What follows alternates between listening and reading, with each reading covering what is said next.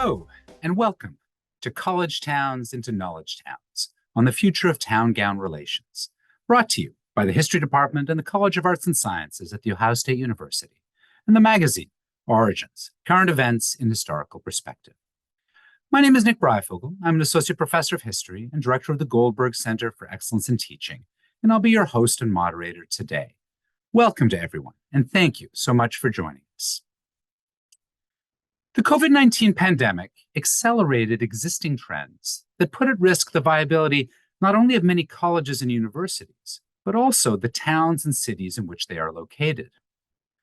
With the post-COVID-19 shift to more remote work and millions of people moving to more affordable and livable cities, a place that wants to attract talent will require a thriving academic environment. This represents a new opportunity for Town and Gown to create dynamic, thriving communities. Today, Professor David Staley outlines a talent magnet strategy that offers colleges and towns a plan of action for regeneration, affording institutions of higher learning the opportunity to reinvent themselves and become talent magnets. Let's take a moment to get to know our speaker.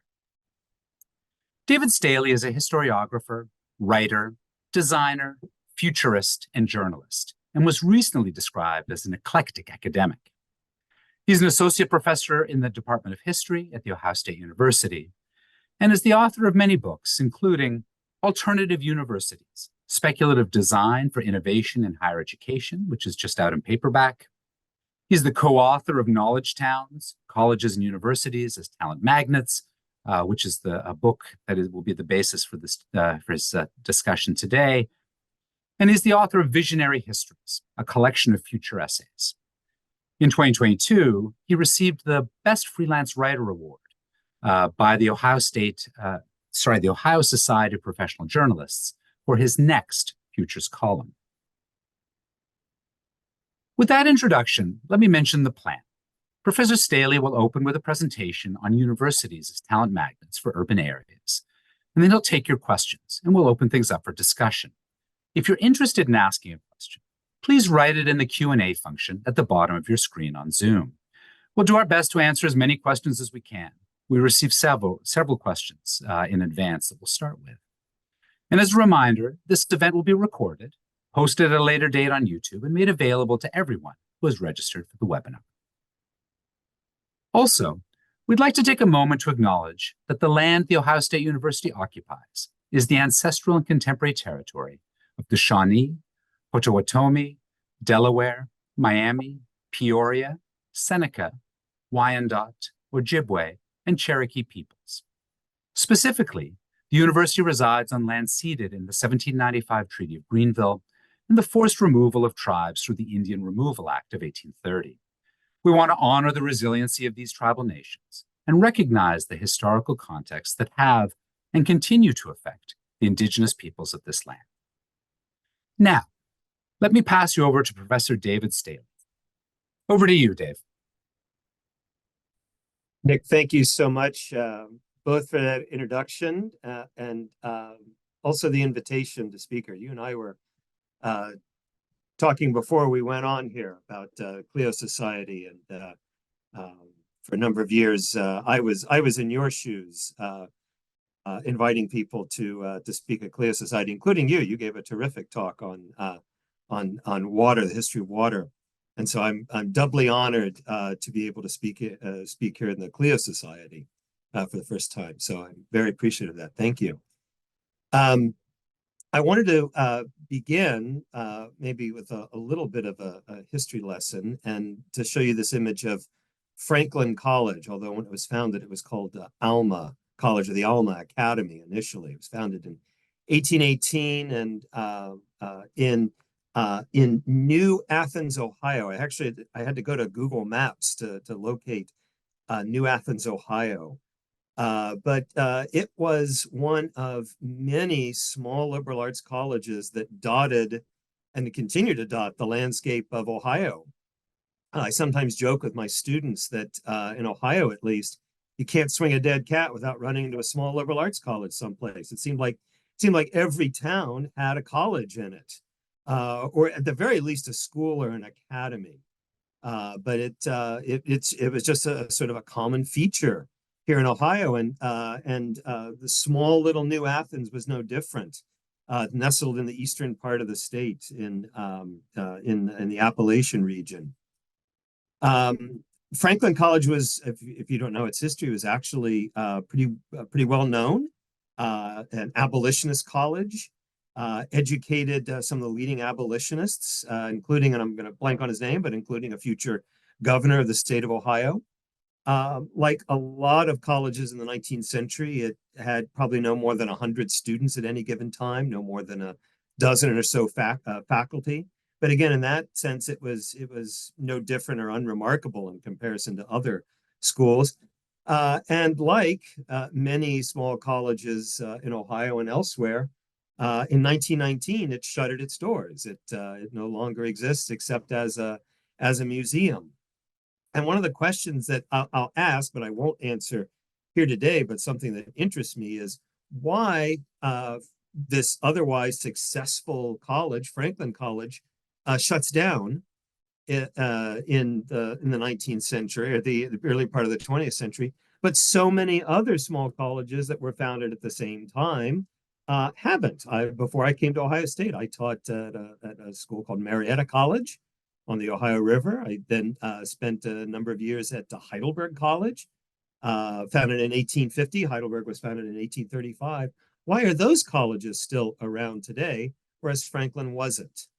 And if I can give a simple answer to a complex question, those colleges changed because they had to, because of the nature of the marketplace of higher education. Those institutions are alive today because they changed. They transformed from their original founding. And I think the lesson I want to draw from this is that I think we're in a very similar sort of moment where a lot of colleges and universities face the threat of closing. And we've seen the higher education press every day, more and more colleges that are either merging with others or forced to shut down. And I think that those that survive are going to have to change, are going to have to transform. We know that especially in small towns and in rural areas, colleges are an important lifeline. This is a New York Times article that's talking about the larger consequences of these colleges and universities shutting down. What is the impact on the towns in which they reside? And one of the arguments that we make in our book is that we want to address exactly this sort of problem, but not with the kinds of solutions that colleges and their towns have always engaged in. And this is an issue that we are confronting right now. What is it that small colleges can do to thrive? And again, what we're proposing here is a very different kind of strategy than I think most institutions are dealing with today, or are approaching today. Just some more background context to this. This is in Pennsylvania, which has a number of colleges and universities, and state leaders, state authorities are wondering, maybe we have too many. Maybe we have too many colleges and universities, and we have to shut some of them down. And it has to do with the number of, it has to do with the population, especially the population of traditional age students, 18 to 24-year-olds. The working title of our book, right up until the moment we published it really, was A College in Any Town. So in many ways, our argument was going completely counter to what's happening in places like Pennsylvania. So last minute, we decided to call it not college towns, but knowledge towns. Kentucky, in some ways, is pushing against this trend. They're exploring, they haven't created yet, but they're exploring the idea of creating a new college in what they term a post-secondary desert. And again, this bucks the trend that we're seeing nationwide, really, about the location of colleges and universities. As Nick was alluding to, an important part of the reason that we wrote the book was we were watching one of the more important trends that was occurring. It actually started before the pandemic, but certainly was accelerated during the pandemic. And it has to do with knowledge workers, in particular, knowledge workers moving to new parts of the country. Basically, the trend was that knowledge workers discovered, especially during the pandemic, that I can work from home. I don't have to be in the office to do my job. And if I can do my work from home, then maybe home can be someplace where I actually prefer to be, someplace I'd like to be, someplace that's closer to my family or has more affordable housing or has cultural or other sorts of amenities, better quality of life. In other words, I could be working for a company in San Francisco, but I don't have to live in San Francisco. Maybe I'd like to live someplace where I'd actually rather live. And we've seen, and I'll just sort of quickly go through just some of the statistics about this. These are all New York Times statistics about migration away from the most expensive metros and other large metros, and maybe towards smaller, mid-sized, and even small metros in rural parts of America. We're seeing more people moving in this direction. And this was fueled by a strategy employed by a number of municipalities. In fact, we give the name to these areas Zoom towns. You can do your work remotely and connect to other employees or to the home office through Zoom. Why not come to rural Vermont, for instance? And so we saw a number of these Zoom towns, and part of their strategy was actually to incentivize knowledge workers. This was Tulsa Remote. We will pay you to come and live in to work in Tulsa, and it actually worked. There were quite a number of people. I think it was on the order of about 10,000 or so people moved to Tulsa. Again, they were paid. They were paid money. If you stay here for a year, you'll get, I forget what the amount of money was. It was, thousands of dollars. But we saw this in other sorts of places as well. Bentonville, Arkansas, which is in northern Arkansas. Apparently, I'm not a mountain biker, but apparently it is the mecca for mountain bikers in this country. And again, Bentonville was saying to knowledge workers, come live here and we'll give you, as part of the deal, we'll give you access to mountain bike parks. So the idea was to attract those workers here. There were some colleges and universities that got into the act as well. West Virginia, it was 3 of their universities. They were all attached to West Virginia University. So in Morgantown, and I forget the 2 other locations. But again, they pay remote workers to come to West Virginia, like $12,000. And included in that was you can have access to the facilities and the expertise at West Virginia. This is very similar to what Purdue University was doing as well. Come live in West Lafayette, and you can have access to programming and expertise at Purdue University. All of this led my co-author and I, Dominic Endicott, to ask, what is it that makes a place attractive? What is it that a place could be doing to attract knowledge workers to come and live there? And we think that one of those things is the location of a college or university. We've made a list of our talent magnet strategy. What is it that a town or a region can do to attract knowledge workers? Solve the environmental challenges, make your place green, make the most of the surrounding natural environment and of the cultural and historical environment, create solutions for affordability, encourage community building and combating loneliness. I'll talk in a bit about social capital, or the development of social capital, encouraging lives of purpose, supporting ongoing skill formation, incubating novel ideas and enterprises. And we think maybe most important, or certainly among the important elements of this, is that there's a location there of some sort of academic enterprise. We think that collectively, these are things that attract knowledge workers to a place. I'll just very quickly give an example of what I'm talking about here. About a year or so ago, I gave a talk in Fort Wayne, Indiana, about the book. And my host there was telling me that he had lived previously in Manhattan and then had spent time in Shanghai, and that he's still working for the same company or working in the same industry, I think, and had just moved to Fort Wayne. And I said, I got to ask, I have to ask, Manhattan, Shanghai, and now you're living in Fort Wayne. Why is that? And he said, first of all, family in the area. He says, but I have a family now, and I'd like to have a house.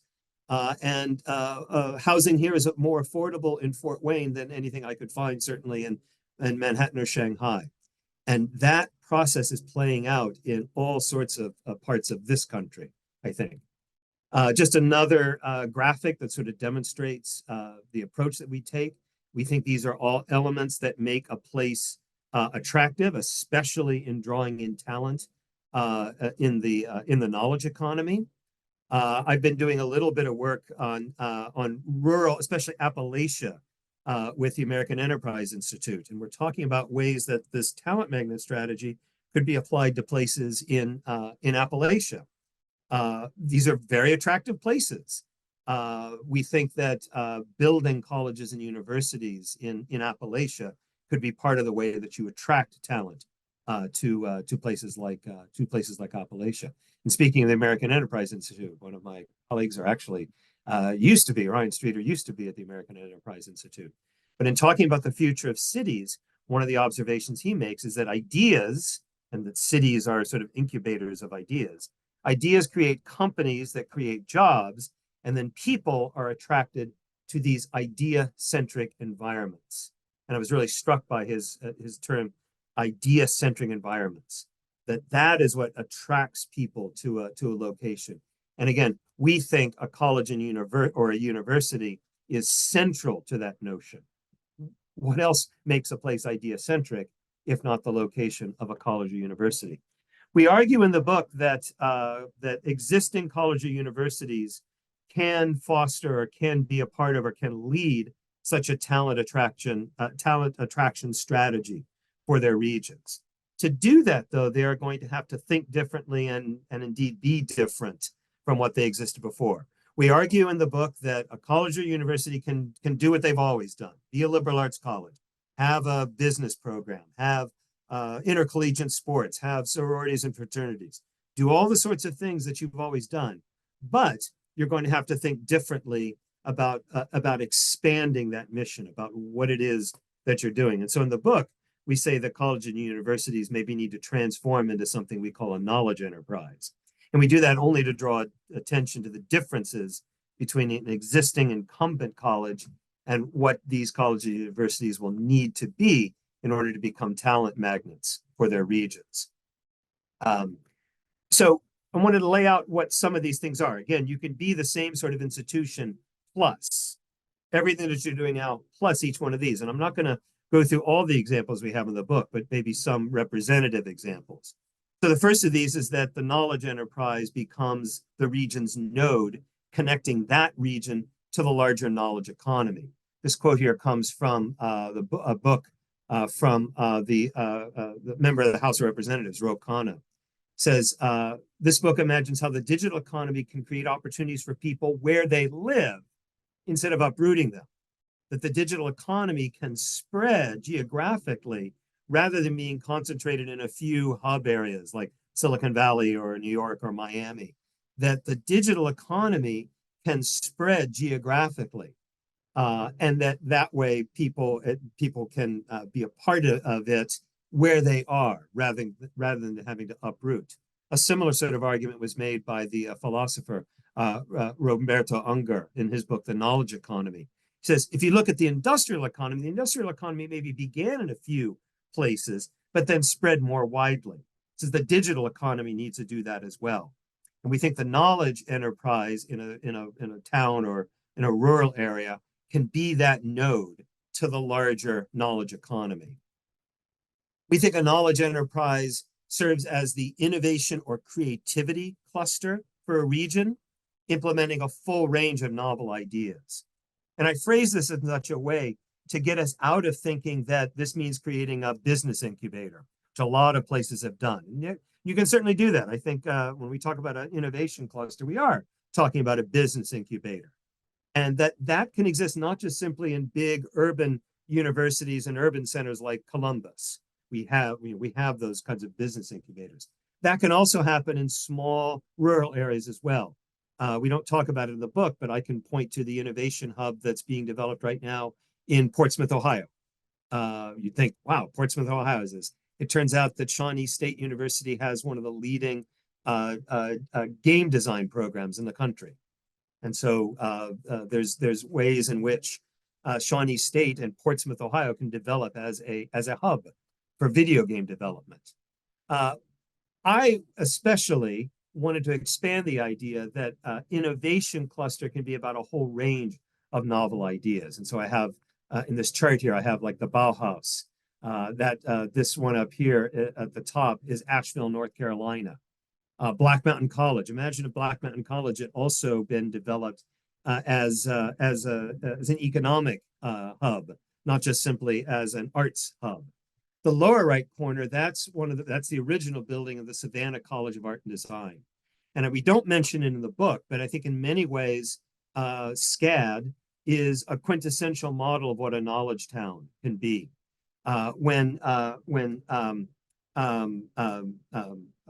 Susan Wallace was developing the idea for SCAD. She wanted to develop a new kind of art school in 1978. She was originally going to have it in Atlanta. And then she made the decision for reasons, she made the decision to move it to Savannah. And at the time, people said, you must be insane. Why would you set up shop in Savannah? Because Savannah was economically backward, had all sorts of other challenges. I don't think it's an overstatement to say that SCAD has revitalized Savannah, Georgia, and that the Savannah that we understand today wouldn't be what it is without SCAD. And we'll talk more about that in just a bit. But it's a perfect example of what a college or university can do for economic development for their regions, and that can happen anywhere. We think a knowledge enterprise also functions as the central, maybe the most important third place for a community. A third place is a reference to a place that isn't home and isn't work. Third place is, well, a place where we gather. It's a place of conviviality, places that we gather. It's usually, in a lot of places, it's the coffee shop, Starbucks, let's say. In Columbus, it could be a place like the public library. But it's places where people gather that's neither home or work. And we argue that that's a role that a college or university can play in its region. And the term I've given for it is a social capital incubator, that part of what a college or university or a knowledge enterprise should be doing is growing or developing social capital, not just financial capital, social capital for a region. This is a quote that has come from a recently published book called The Overlooked Americans. It says, whoops, sorry about that. Social capital and who you're interacting with is hugely important in predicting economic mobility. Probably the most important predictor we found to date. Education matters, not just because of what you read in textbooks. In other words, not just simply for the knowledge that you're gaining, but because of whom you meet and the broader knowledge you gain about cultural norms. That's cultural capital. That colleges and universities, without really trumpeting it, are social capital and cultural capital incubators. And this is, again, a key part of what we see as the transformation of colleges and universities into talent magnets. The knowledge enterprise works with the regional economic development team to drive a talent attraction plan. We've said that. The mentorship of students, which we think of as a key part or should be a key part of what our college or university does, extends outward. Mentorship to everyone in the community becomes a vital service offered by the knowledge enterprise. There's a growing body of research. This is just one right here from Felton and Lambert called Relationship Bridge Education that says that if students, and they're talking here about 18 to 24-year-old students who form a mentor or connect with a mentor or have a mentorship relationship in their first semester are more likely to graduate, more likely to have better outcomes, more likely to have good positive feelings toward their alma mater than students who don't. And so forging a mentorship relationship is critically important. And again, I think that's something that we in higher education, I think we do it every day. We don't give it the sort of attention that it deserves. That as professors, for instance, we do more than just profess, we are mentors as well. Mentorship as a service becomes a key part of this. And if I've not said this yet, if what I'm making clear here is that the knowledge enterprise in this model is providing services not just simply to traditional 18 to 24-year-old students. We're talking about providing services to the knowledge workers that are coming to a region as well. expanding who the audience or who the consumers of higher education are. This is, I think, maybe one of the more controversial claims we make in the book, is that the knowledge enterprise serves as a venture capitalist fund, both for faculty ideas and for entrepreneurs in the larger region. We're talking about bringing an incubation cluster or an idea cluster to a region that requires venture capital, which again is concentrated in too few large cities. We're talking about expanding venture capital to a wider area. And again, viewers might this webinar might say, well, college or university has no business being a venture capitalist. We shouldn't be in that business. And I just remember that 25 years ago, when colleges and universities were starting to become interested in development in their neighborhoods and were becoming real estate developers, that too was viewed as a really bizarre thing. You know, colleges, universities shouldn't be in the real estate development business. And yet it's now taken as sort of commonplace, certainly in urban universities, that's the case. So maybe this is one of our more controversial claims, that a knowledge enterprise becomes a venture capitalist fund. The knowledge enterprise is physically expansive, expanding outward across the town such that it becomes a 15-minute campus. And this is playing on the idea of the 15-minute city. And basically what that means is that anybody in a city is within 15-minute walking or cycling or scootering distance. We'd rather not be driving, but within 15-minute walking distance to the sort of the services that you need: grocery stores, doctor's offices, other sorts of things like this. Paris is in the process right now of transforming into a 15-minute city. We're talking about that urban form being the way that you organize and structure a campus. For a lot of campuses, even in small towns, even in small towns in rural areas, the campus is sort of off to one part over here and is sort of aloof from the rest of the city. We're talking about the university physically expanding across more of the city so that wherever you are in the city, you're within walking distance of some aspect or some facet of the university. I was talking about SCAD earlier. It's sort of like the way in which SCAD is the campuses of the campus of the Savannah College of Art and Design is spread not throughout the entire city, but throughout a significant part of the downtown. All the parts here in yellow on this map are buildings attached to the Savannah College of Art and Design. And as you can see, there are lots of neighborhoods you can be walking in and you will encounter a building, a dormitory or an art gallery or some other sort of building attached to the Savannah College of Art and Design. It's not unlike Oxford University or Cambridge University. The colleges are spread out or dispersed throughout the entire city. We're talking about maybe a sort of constituent college model, not unlike Oxbridge. In addition to being a third place, we argue that a knowledge enterprise should be a fourth place for a community. And fourth place is a term of more recent vintage. And so that means, actually it means all the other three places together in one location. So fourth place is a place where you live and work and have your convivial locations, your convivial spaces.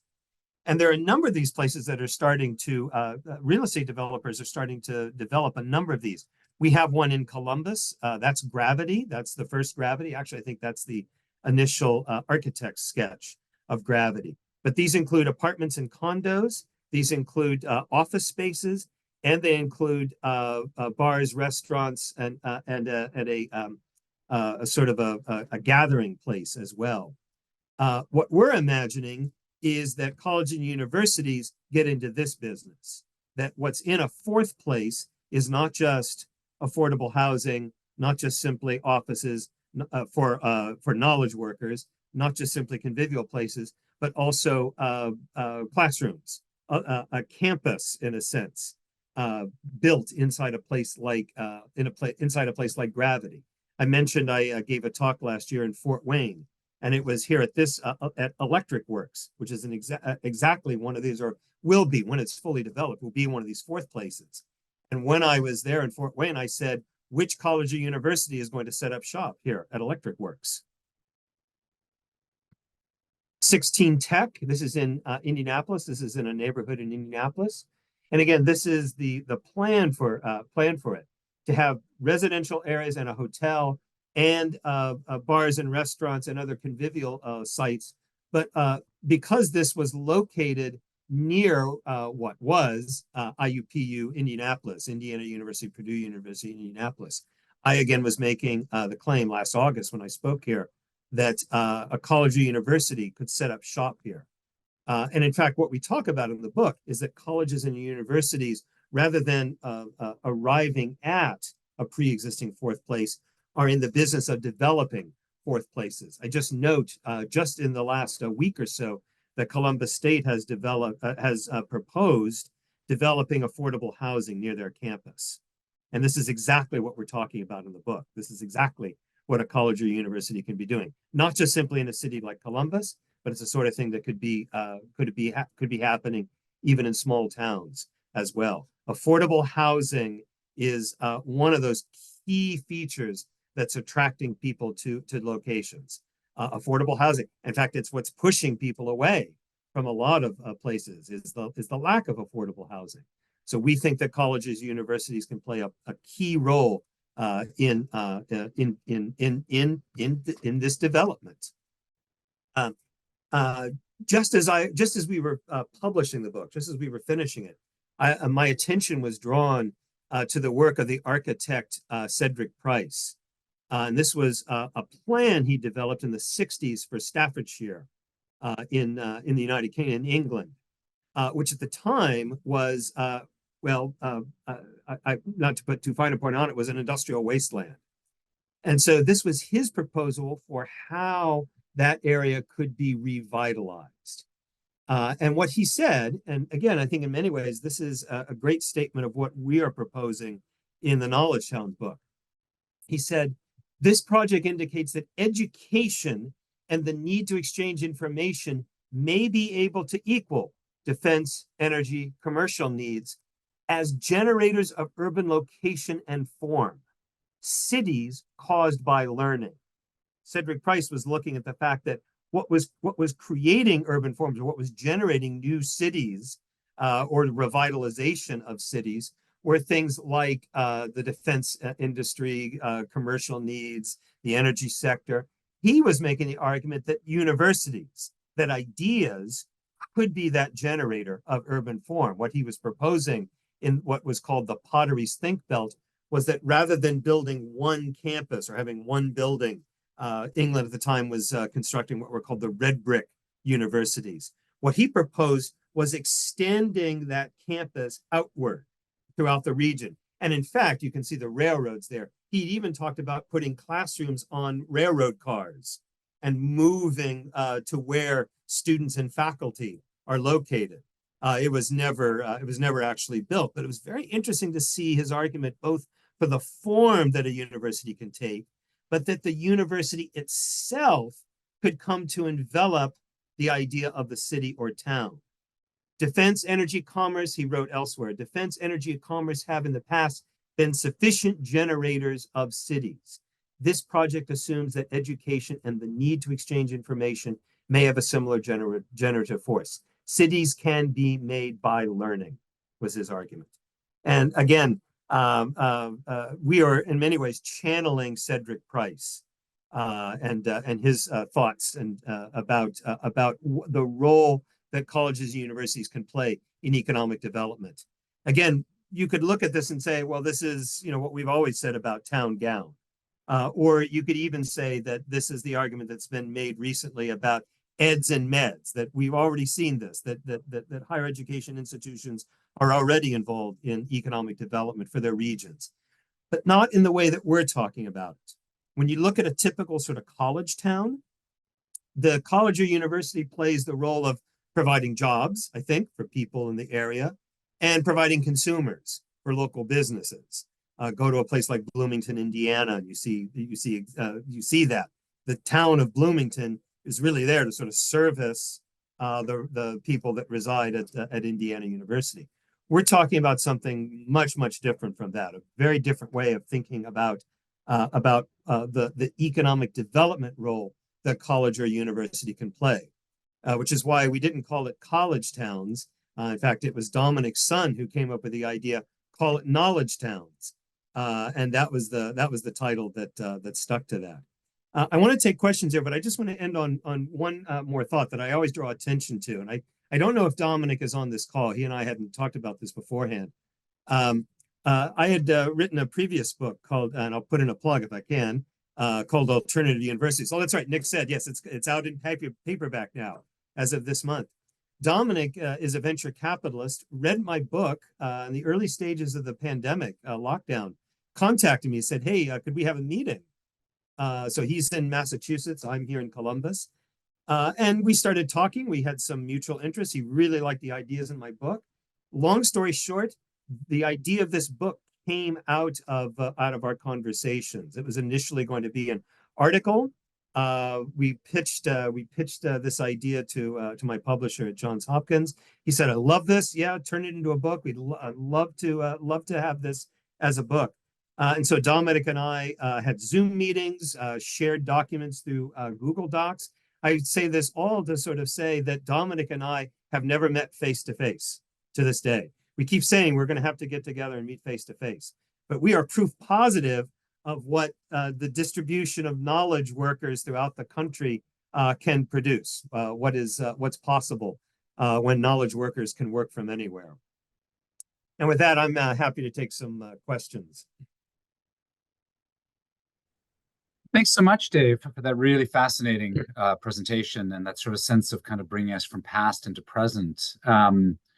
We got a lot of questions that have come in. Let me bring a few together. We had a few questions. And let me just say to folks out there with us today, if you'd like to ask a question, you can see some of them that have been posted already. Please just type it in the Q&A and we'll do our best to kind of work our way through them. There's a few questions just kind of trying to clarify what's going on in terms of the movement or not movement of people that I'm going to try to put together. So you started with colleges closing or struggling or this sort of thing. Can you talk a little bit about why that's happening? Is it that people are not going to college anymore, maybe going on to different, doing sort of skill training or something else? Is it that they're not going to specific colleges because they want to leave an area or not interested in going to a certain area? And related, but not related to this, are you seeing any changes in terms of the remote working trend? I mean, is it starting to decrease the further we move away from the COVID moment? So let me take the last question first. And I think, so I'll phrase it this way. I think that workers want to work remotely, or at the very least to have more control over their time or how they use their time. I think it's companies that are pushing back against remote work. And what we're seeing actually is a tension in those two. You'll sometimes see in the press, it's like, oh, well, the remote work is done. Companies want their workers to come back. That's absolutely true. It's workers that don't want to come back, and we're watching that clash occurring every day now. Frankly, the desire among workers is still there. The first part of your question, the first question is a little more complex, I think. So, in just the boldest of terms, as long as colleges and universities are thinking about their customers as 18 to 24-year-olds, there are just simply fewer of them. And we've known this for at least a decade. At least a decade. In fact, it was called the name given for it is the demographic cliff. There was not a baby boom like the baby boom generation, but there was a baby boom of millennials. After the millennials, though, we've watched birth rates drop, not precipitously, but have dropped, such that we've known for some time that just the number of traditional age students are just going to simply be fewer. And so you have a situation now where you have colleges and universities fighting for a smaller pie or looking to carve up a shrinking pie. Part of what we're arguing in the book is that to thrive, colleges and universities need to think beyond traditional 18 to 24-year-olds, which is why I say we're looking that the purpose, the mission of your institution should be to serve not just simply that population, but a different and older population. Indeed, maybe those who've already graduated from college and university. So, for instance, when we talk about setting up incubators or making the knowledge enterprise the node in the larger knowledge economy, we're talking about having knowledge workers set up shop on their campus, setting up what amounts to co-working spaces. Come move here, and we'll give you an office. We'll give you access to the expertise at our institution. We have something. Well, we don't. It's not exactly like that at Ohio State, but companies have access to the expertise here at Ohio State. We're talking about something like that for even smaller colleges and universities. So there's that whole issue. Something else we talk about in the book is thinking about retirees. No, we already have, and Nick, I know you're aware of this. We have Project 60 here at Ohio State, or Program 60 here at Ohio State. If you're 60, and it might be 65, but if you're 60 years of age and older, you can take any class at Ohio State, as long as you're not displacing a tuition-paying student. We think that there's a, I hate to use the language of economics, but we think there's a market there of baby boomers who are hungering for intellectual engagement, and we think that that's a market segment. Again, to use the language of business economics, we think that's a market segment that college and universities could be attracting. There are other things. There are questions now in ways that we haven't seen, well, maybe since the Second World War. There are questions now about the value of a college degree, even though all the evidence suggests that, more than suggests, that those with college degrees over their lifetimes have greater earning outcomes than people without college degrees. But this is having an impact on enrollments in a number of places.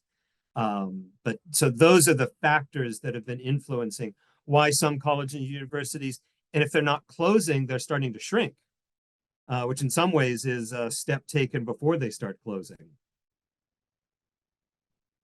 See West Virginia. Sorry. Sure, no, go ahead. No, I say see West Virginia University as a leading example. Sorry. Right.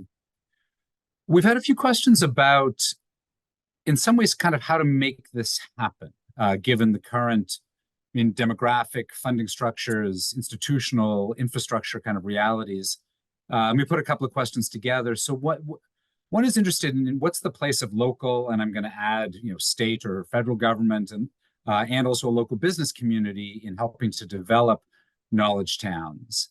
And in particular, because there are many regions of our country that don't have access to kind of the most up-to-date digital infrastructure, and that many of these places, well, it's going to take, and here I'm quoting the question, time, people, and money for many kind of rural areas or smaller towns to build that kind of infrastructure. What do you suggest for how people can advocate for themselves in these kinds of smaller rural communities to be able to overcome a kind of lack of resources in order to be able to help themselves? So let me take the second part of that question first, because it's a super important point. So one of the arguments we make in the book, just to take the idea of digital infrastructure, it's one of the challenges in Ohio. Certainly, it's one of the challenges facing small towns and rural areas. Lack of access to broadband, and just in terms of economic development, it's very difficult to attract businesses to a region if there's not reliable broadband. And this is something that in Ohio, state legislators have been wrestling with for almost 2 decades now, without any, well, they've been wrestling with it for a long time. And one of the arguments we make in the book is that this is a role that an existing college and university can play. So this has probably been about 10 years or so ago now, and this was in Cleveland. But it was, I want to say it was Case Western, it might have been Cleveland State, began a program of expanding expanding access to the neighborhoods surrounding the campus. Because the campus had access and need for that sort of infrastructure, they saw as their civic duty to extend that outward. And oftentimes, it's the college or university that can play that role in negotiating with the providers. So I did some consulting a number of years ago at DePaul University in Indiana, which is in Greencastle, which is, again, this small town about an hour or so outside Indianapolis. Again, broadband, internet connectivity at this institution in Greencastle, Indiana. Now, I don't think at the time, in fact, I think I was advocating for it, that DePaul could be extending that outward, extending that service outward. Because what other institution in small towns and rural areas has that sort of capacity, has that sort of clout? Again, that's a very different way of thinking about the mission and purpose of a college or university. Again, one of the arguments we make in the book is that it means these colleges will have to start taking the places in which they reside more seriously. Not just simply in terms of economic development, maybe it's in terms of the research agenda of their faculty. Research and solve local problems, for instance. Have students do research of interest and of impact for their local areas, their local regions. That's one of the approaches we take. Remind me, the first question again was about how to make it happen, or excuse me, the role of really kind of thinking about the role of government and local government, local business in making all of this happen. Yes, and maybe such a question answers itself. I think that it's certainly one of the things that we emphasize in the book, that in as much, well, so let's just take business first of all, especially in small towns, the places where I've done consulting, the business people in town, or the civic leaders, of whatever stripe they might be, are very appreciative of having a college or university in their town. There was one small town I was doing some consulting in, and the city manager said to me point blank, "We've got a state university right here next door to us. What town wouldn't want that?" And so I think there's already a sort of a sense of the value and the importance that a college or university can play. I think what oftentimes doesn't happen is the way in which business and the college can interact together towards shared goals. It's that coordination that's oftentimes lacking. So I think in as much as we make we make all sorts of recommendations in the book, one of those recommendations is learning to get those groups, and I think local government, to coordinate, to see that they have the same goals and plans and initiatives. State government can certainly play a role in this. I've been trying to get the book in the hands of state leaders to get them to think about economic development here in the state of Ohio. But that also means a change in mentality, a change of thinking about the leaders of colleges and universities, who I think don't always like to think in these terms, and certainly aren't thinking in terms of economic development. I'm not going to point to any institution in particular.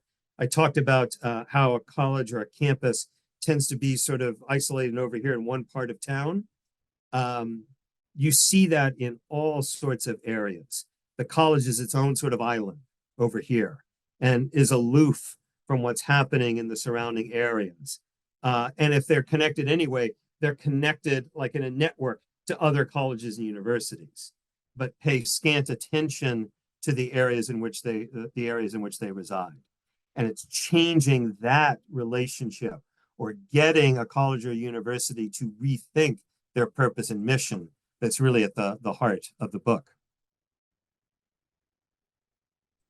Just to kind of build off of what you're saying there, there's a series of questions that are kind of responding to your discussion of kind of developing fourth places, of the ideas of the 15-minute city.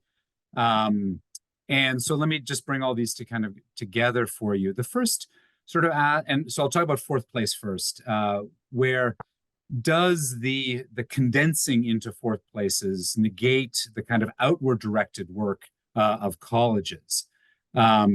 Is community membership, community engagement, 15-minute city, are those things undermined when the knowledge enterprise becomes self-contained? And kind of related to that, in what ways do fourth places and the kinds of buildings that you were showing, how does that connect with questions of affordable housing or gentrification? Who is excluded from the fourth place in the process of building and in the way in which these kinds of fourth places are structured? In the way that we argue it and structure the book, it's not just the creation of a fourth place. It's centered around affordable housing. That really is the theme in the book. That it's not just housing for the sake of housing; it's affordable housing, again. I'm appreciative of the question about who does this exclude. The idea here is that affordable housing is excluding all sorts of people right now. The tricky part, and maybe this gets us more into the first part of the question, is are colleges and universities set up to engage in that sort of enterprise? That's where the heavy lift is. So affordable housing is one challenge, is one set of challenges. Does the institution have the capacity to engage in this? That's why I give the example of Columbus State. Columbus State is sort of a model that we're talking about here, that what they're planning is both affordable housing, and as you read the article, some of that housing is for students, especially for students in need. Not all of it, but some of it.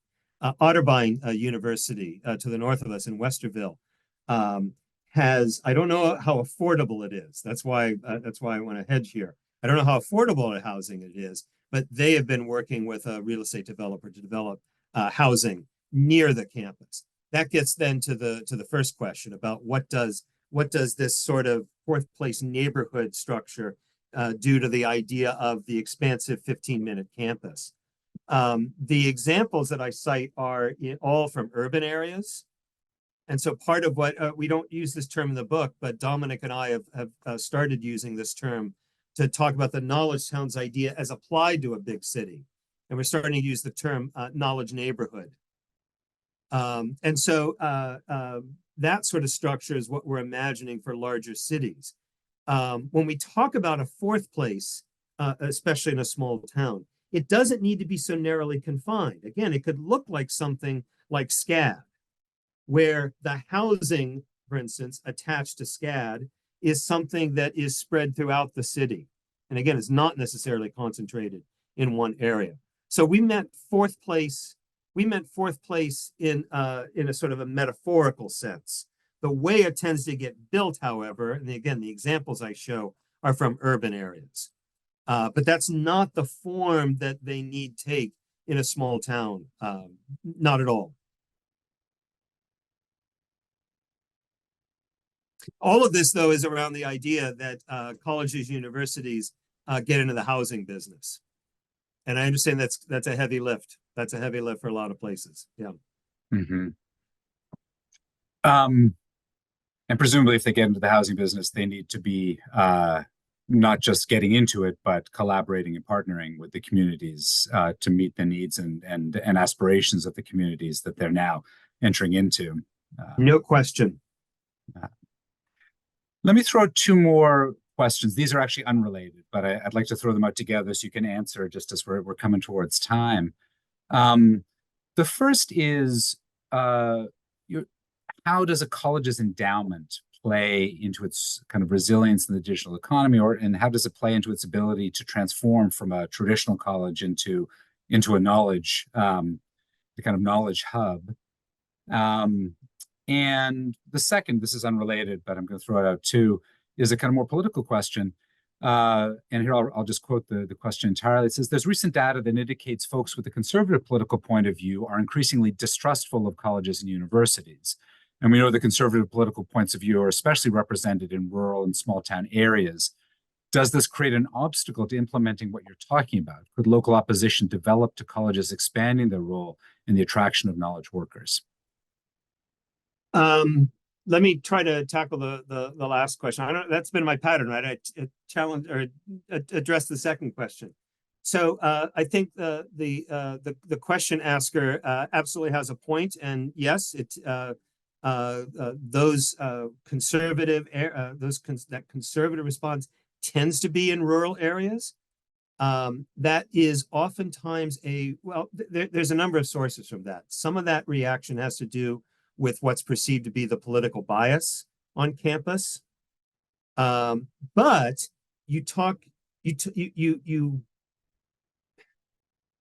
survey the same groups and ask them about the economic role that the college or university plays, and they're happy with that.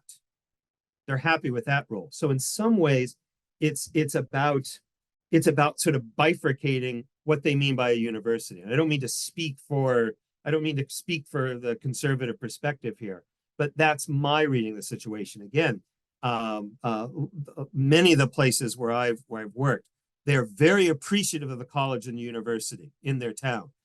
They don't always like what professors are teaching or what students are, the kind of speakers that students are bringing to campus.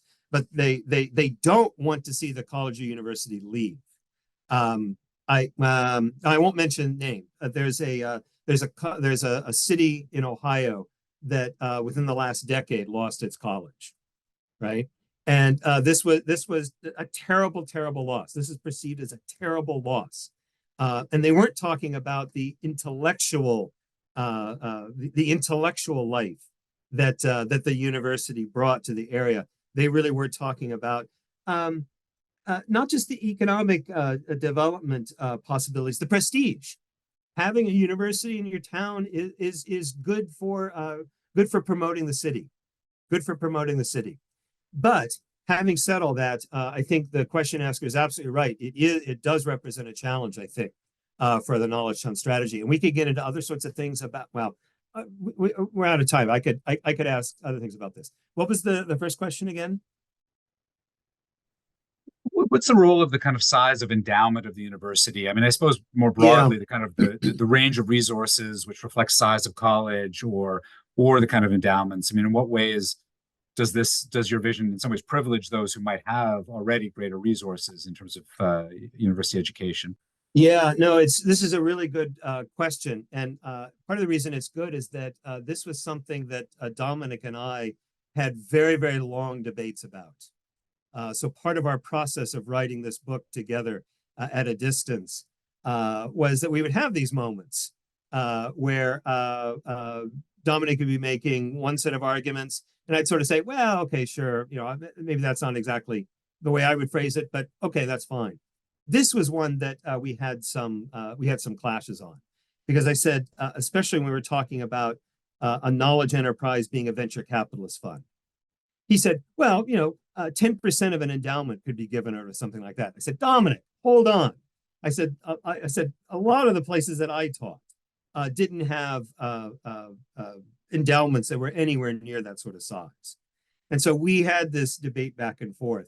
I think ultimately he makes a really good case in the book you don't have to be a Harvard. You don't even have to be like a Williams College. You don't need to have hundreds of millions of dollars. But to have an effective venture fund that could be pulled out of an endowment. The other thing that we argue in the book, and maybe this was more my orientation, is that building an endowment becomes part of fundraising, becomes part of the fundraising initiatives of a college or university. And again, that means they have to change their thinking, they have to change their orientation. It means building off of existing capacity, but it really does mean a new purpose. I say in the book, that probably means a new position, right? The vice president for venture funds or something like that. That will anger a lot of people. I know that. I write that in the book. That will anger a lot of people in colleges and universities. It's about the choice that a college or university can make to develop this capacity, but it ultimately is a choice. Thank you so much, Dave. And thank you all very much for joining us today and for your excellent questions. We got through almost all of them, and I appreciate all your insight and thoughtfulness. I'm grateful to David Staley for sharing his expertise with us today. Please join me in giving him a virtual round of applause. you. Thank you, Dr. Staley. And we'd also like to thank the College of Arts and Sciences, especially Alex Stacklane, the Department of History, the Goldberg Center, and the Clio Society, and Origins Current Events and Historical Perspective for their support. Please stay safe and healthy, and we'll see you next time. Thank you so much. Bye-bye.